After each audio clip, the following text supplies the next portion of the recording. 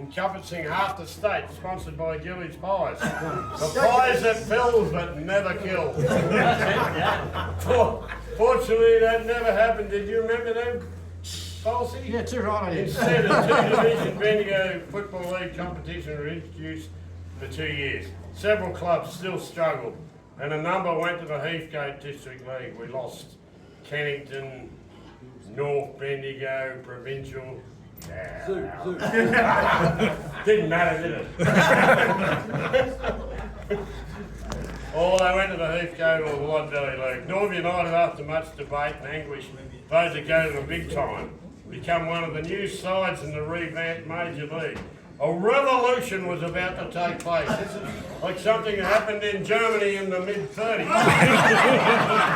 George English, John Roll, Queen, Len Holland, Neville Klein, these were all the Lieutenant Colonels. Ian Martin, Bob Considine, Jake Engoy, Doug Cale, and Graham Murley were some of the committee to guide. Well, maybe that's right. To guide. That's that loosely termed, is it? To guide the new venture. A daring plan was hatched to snare the much decorated Tony Southcombe to the back blocks of Raywood and Cameroon. Is he in here? He's hiding there. Very nice. To steer the ship, Bluey Southcombe, fresh from securing board a long way to premiership in the North Central Football League, was not coming to fill in the numbers. And what probably was probably the greatest heist shake-up in the Bendigo Football League has ever seen. And do you want to have a drink break or anything? much like Ron Barassi's 1975 triumph with North Bendigo using the 10-year rule. I was looking at what time do you have to get back to the home, Fifey? Soon. Yeah, thanks to the carers for releasing all the... I got the carer here. I got the carer over here, mate, over here. I'll look after him. We'll be out tomorrow. Using the 10-year rule, Ron Barassi, free agency, father's son, rookie list and whatever else came to mind, United suddenly had a list that could generally match it with the big boys in Bendigo. After a credible finish in '83, knocked out by South Bendigo in the first semi-final, I can remember playing with young Peter Dean. Probably set him up for a reasonable career. I give him on, but rated by the first club in Bendigo, had proper training lights. The big spectacled redhead drove his charges hard at the showgrounds. Many late nights were had. We didn't go straight home, obviously, but so they were very late. And ultimately this would pay off. Played in September '84. We won the premiership against the hapless Eagle Hawk. May have been, no, I don't remember. Is Ron Grazio still in the room? Yeah. You want to step aside, Ron? Or willing to hang in there? I'm hanging in here. Okay. Let's have a look at some of the main characters in the big show. All right. Gary Evans, not here, apparently not real well, so all the best to Gary. Arseholed out of YCW after they discovered he wasn't a Catholic. The former Eagle Hawk star brought the crowd to its feet, attempting to wipe out Eagle Hawk playing coach Jeff Ferry. That's right. Yeah, with an agricultural squad, not seen or heard of since. Evo, later in his career, finished the hero with his sweet kicking and hard running, making him a crowd favourite, and played in all 4 North United flags. Gary Evans, Leon Holt, one of the greats. I've also confided in Leon that it's not all true. Don't make us read out what you said. Oh, but is that me? Yes, give it to us later. Leon Holt, the Colt from Wennerburn, closely linked to the Richmond under-19s. We think the closest he came to the MCG was the cricketer's arm.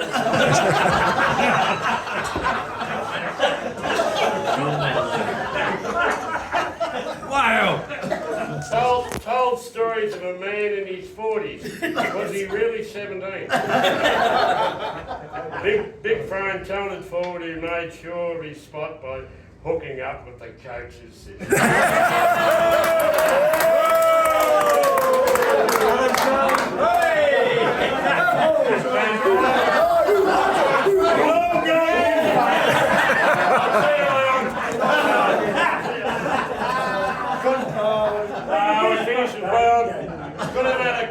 career but lacked confidence. Rod Lee, recruited from Calvin Piggery, under the now father-in-law rule with Georgie Thompson. Little legs with big heart and a somewhat squeaky voice. Could play down, back or on ball with equal effectiveness. A great success story in his couple of years at United. Later went on to Pyramid Hill and Calville, where he's larger than life. If you've seen him lately, you'll attest to that. John McGrath. Thanks for you taking out of time from your running and marathons and whatever you're doing, Johnny. Unfortunately, an apology attending his 10th Gold Coast Marathon on this day. Obviously saved some of his energy for later in life. Absolutely love the golf. Golden Square recruit who saved some of his best moves for the disco. Sat on the bench in '84 with Bluey, telling, I don't know what you were telling, stories about the rising sun or something? Telling me it was one of the most highly decorated benches ever, with 2 Mickelson medals between them.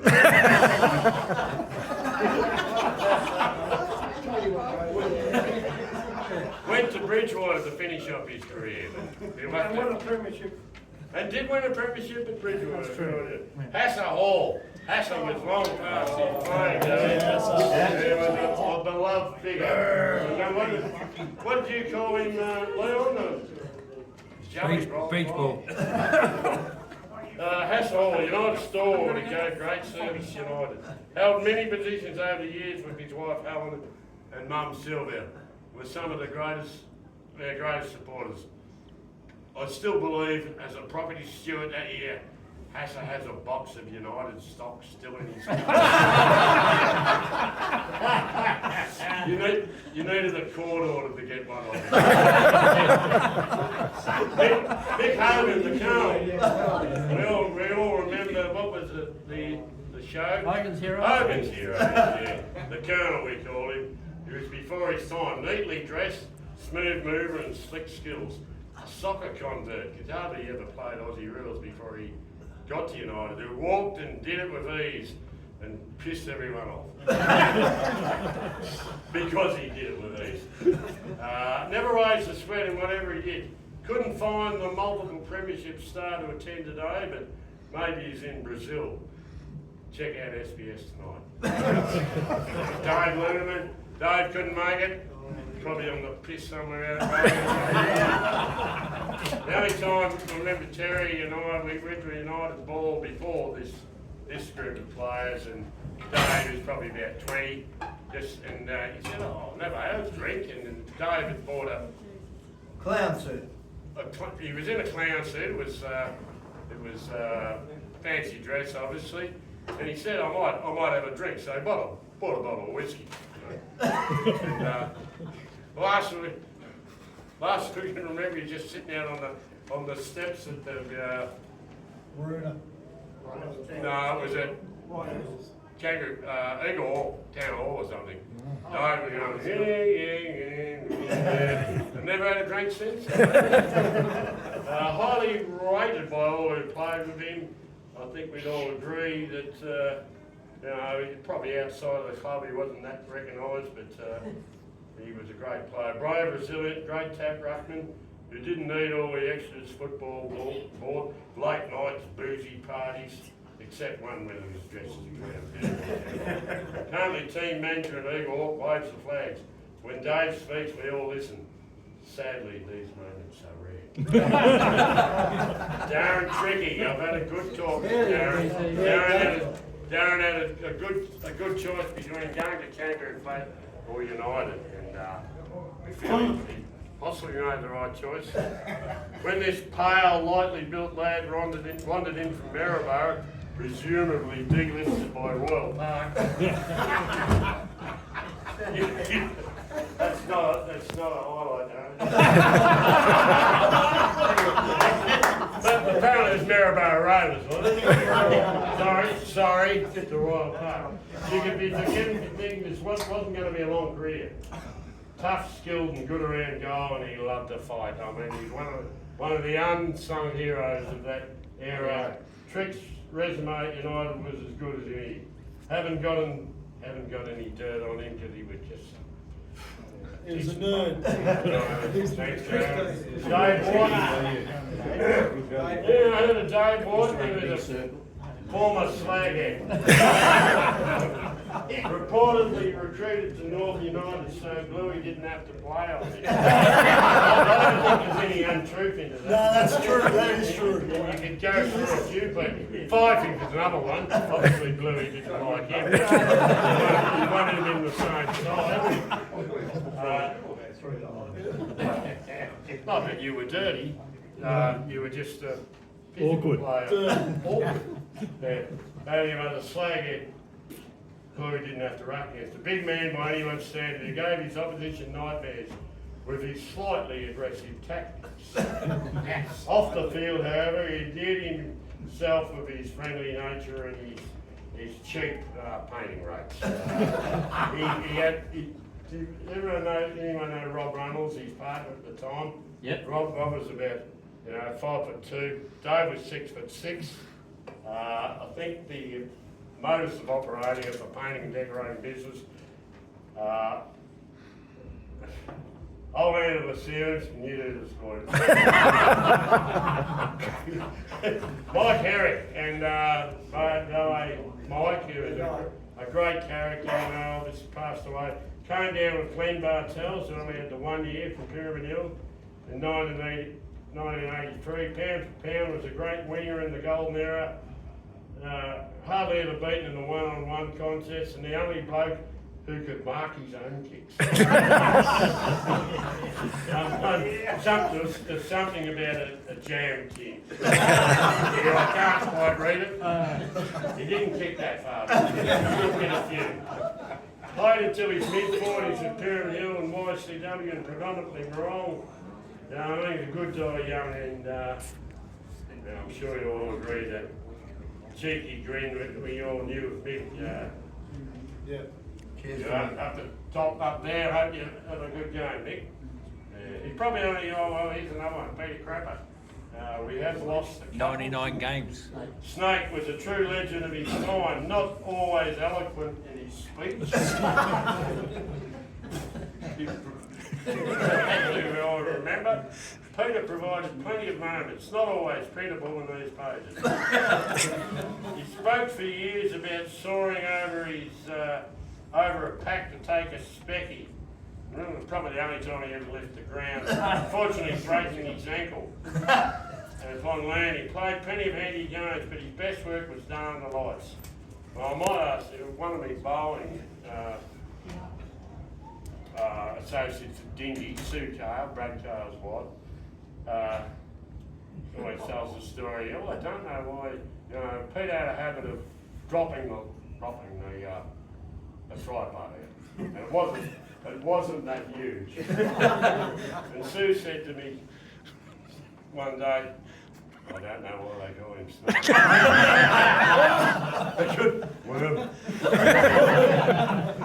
Graham Abbott. Graham's still here. Oh, hello, Abbott. Good guy. As Nelson Mandela and President de Klerk were trying to work through apartheid in South Africa, Ab was doing his best to keep the whites and colours separate and united. The seniors and reserves.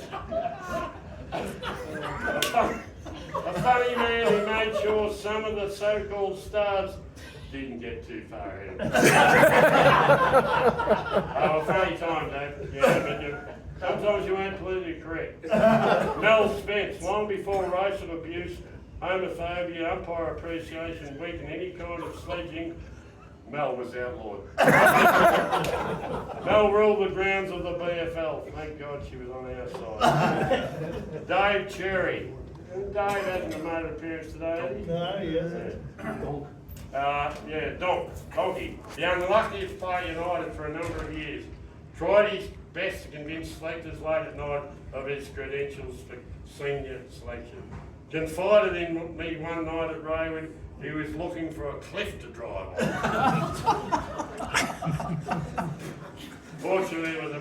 that area. but he forged a career at Newbury. Jake Enguy, remember Jake? After shoulder problems. Did you? After ongoing shoulder problems, took on the administration and did it well. A green Falcon panel band took many a piece to run on Saturday night. Jared was one I know who were in the back of the panel van. We were in the Raywood pub one night, feeling a bit hungry. Jared said, and Jake said, "Oh, what do you want to do?" Pizza. We went to St Kilda. I can remember we had a pizza and we went in this club and we saw Sports, one of the bands of the 80s or whatever. Doug Carl didn't quite extend his great career, which is a pity. Doug, still in the room? Yeah. So it was great to play with Doug, you know. Finished in '83, Predator Plus Gunners, is still very much a great mentor and motivator of the club. He gave us a bit of advice. I'm sure everyone has solved some of the problems of the world late at night with Dougie. Craig Newman, another young player who had great skills and was educated well in all the skills in life when he shifted from the dairy farm to Hustlers Road.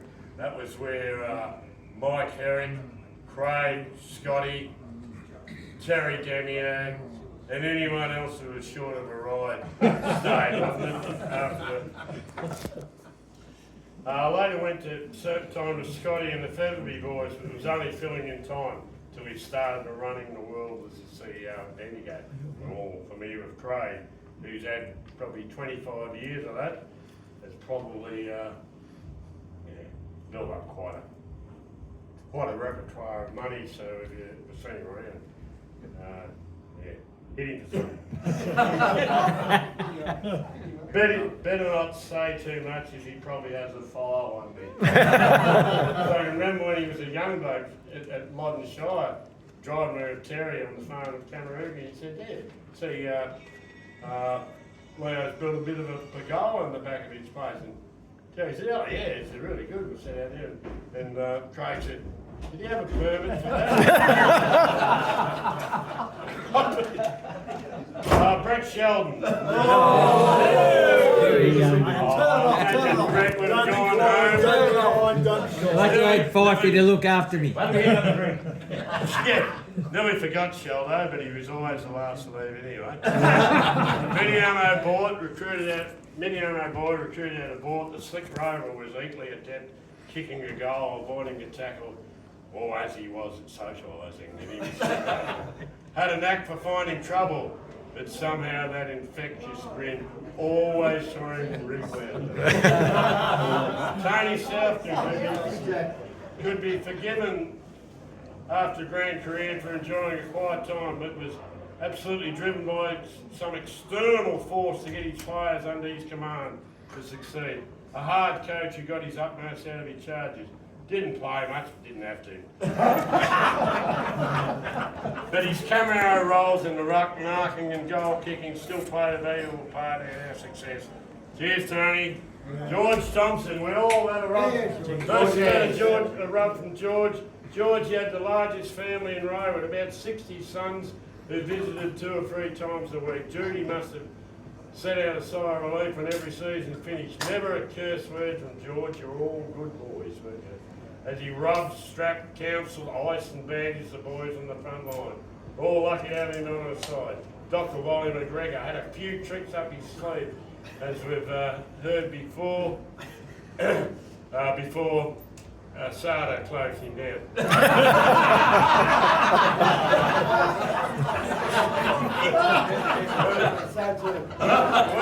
Were they really smarties in handing out? Tic Tacs. Scott Neiman, the Yarrawalla Junior, taken in the '83 Upper Loddon Super Draft. A butcher apprentice to Lindsay Moose Morgan, the Raywood butcher in Raywood. Scotty soon showed a great appetite to improve his game.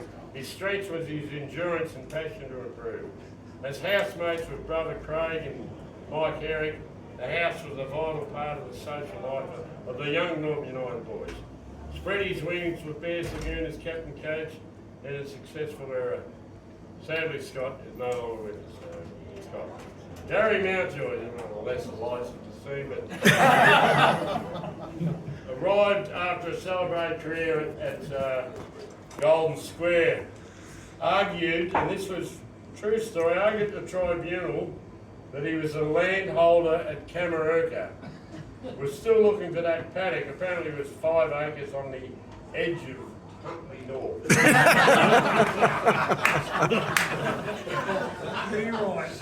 he won a Mickelson medal, although I reckon that, he's spoken that, the numbers of the United players mixed up. And 4 premierships, and made a lot of less players look good by giving them the first use of the ball. Prolific winner, he rides when the hard ball gets, but a danger after the game. What about training? It's a danger after training. Probably one of the few that had a young wife and a few young children. So Mounty's idea was to, train hard. Oh, I don't know if he got that early. Have the blue single on, run around a bit, go up the pub, have a few quick ones. That was no ice baths. He'd have a quick banana. And he'd leave us, 6 quick pots. We'd be settling in for an hour or two, and he'd fuck us before we. And then apparently, but Saturday night was even worse. Sometimes he never made the house. He the same thing. It'd be 10 quick pots, from 6 o'clock to 7.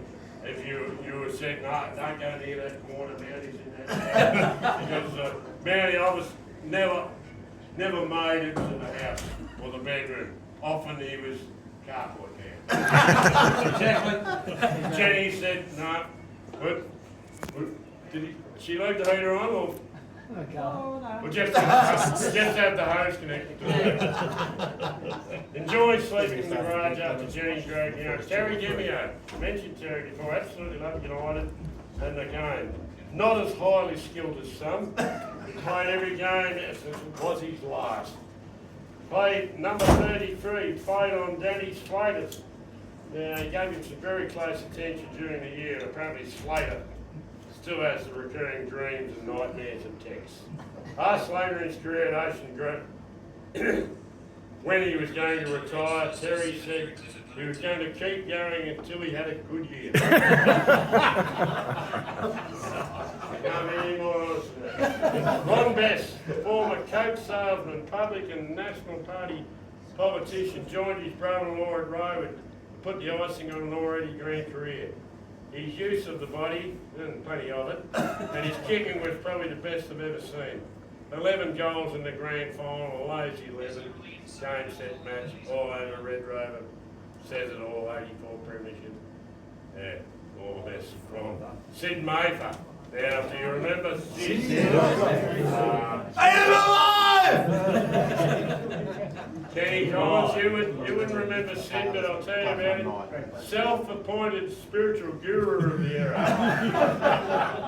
Better suited to the Dalesford area, but somehow he found himself in Sailor's Gully. Celebrated artist who knocked up some Rembrandts, and Jared Geary has still got there's a few under the bed in this area. I've got one. Claim they're all worth 700 or 800. They look like something done at preschool to work. I can attest to that too. He knocked up some Rembrandts and a wine-induced camera as match day trophies.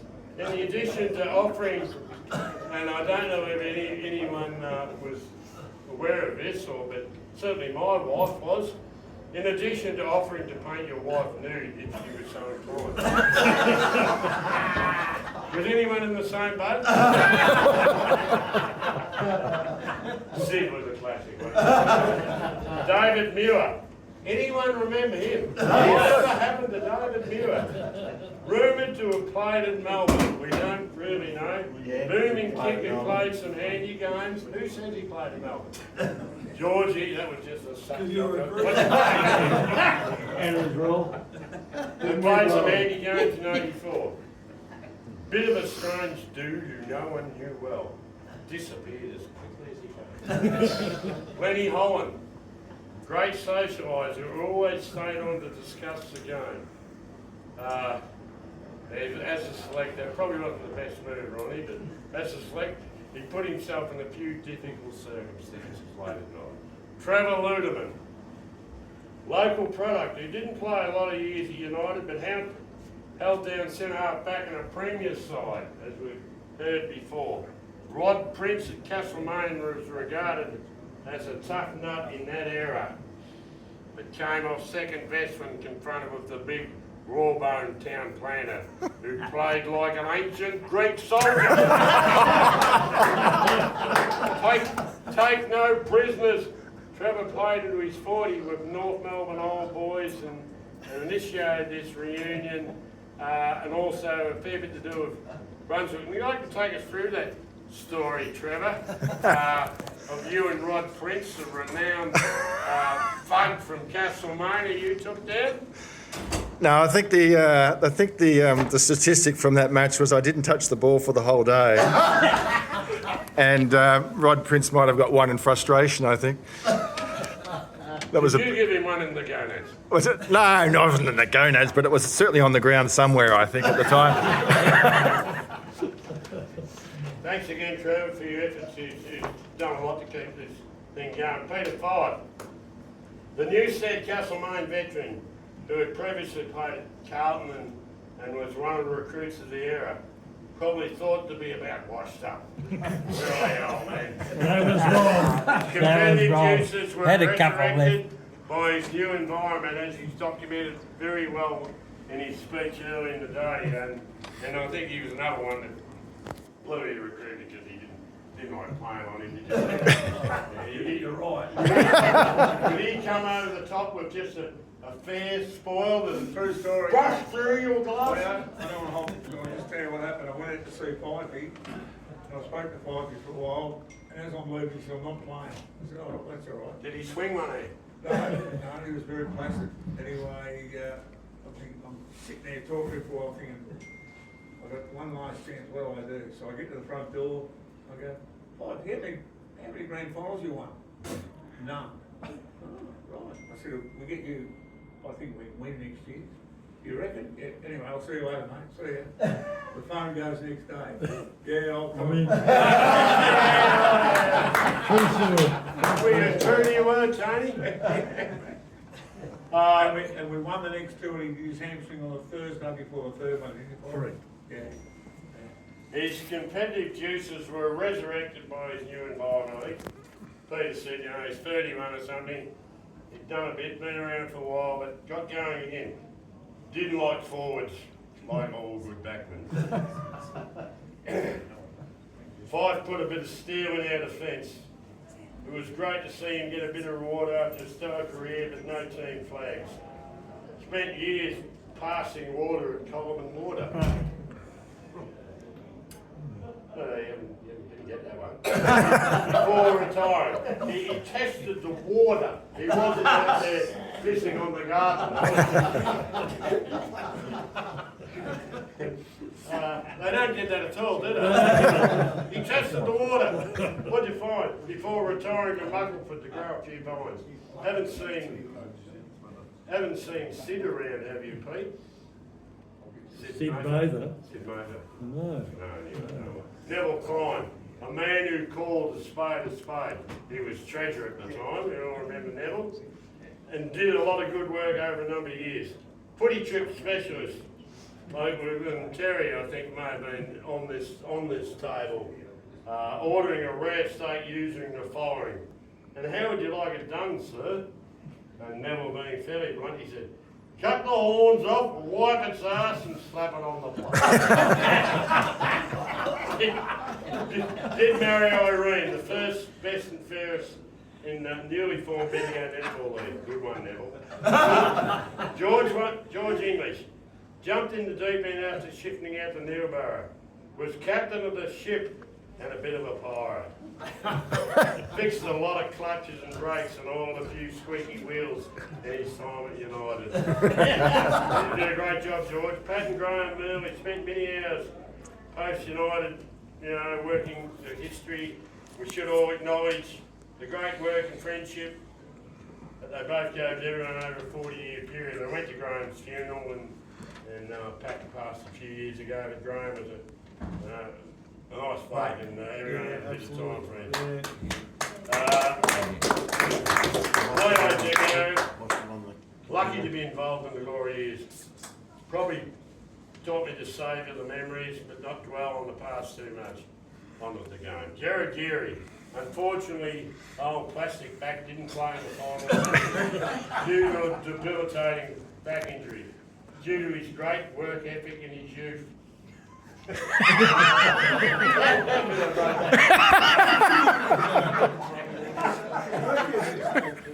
And Telstra. That's not all true, Jared. And probably too much work in the gym. With the stand-ups in our forward in the 80s and added disdain of backmen, often quoted as saying, these dumb bastards wouldn't know what to do if they didn't have a forward to chase them. It was well documented. You still believe in that, Jared? Yes. Despite not playing much that year, still very much a presence, only out the dark. Trout was currently retired, but still very much on the scene. It's Trevor Feeder. A night was never complete until you had an analysis of the game of Trout. Thanks to wife Helen, who is one of our keenest supporters of the era. John Mulqueen, the patriarch of United, still up to his ear in wheeling and dealing and made the club tick. What tricks did old Moller get up to in those years? Who knows? Bob Considine, another one who's passed in the last few years. LA Bob. Never a more passionate or committed man was Bob, and the moustache used car salesman than Bob. He did promise me a very good family van. It was it's a Toyota Tarago, yeah, clean as Western. And hardly done anything. Wasn't quite what I'd imagined. Worked hard and played hard and a great contribution to the club. Also sold his fair share, and I must have got one of them absolute gems to me. That's about all I've got on it.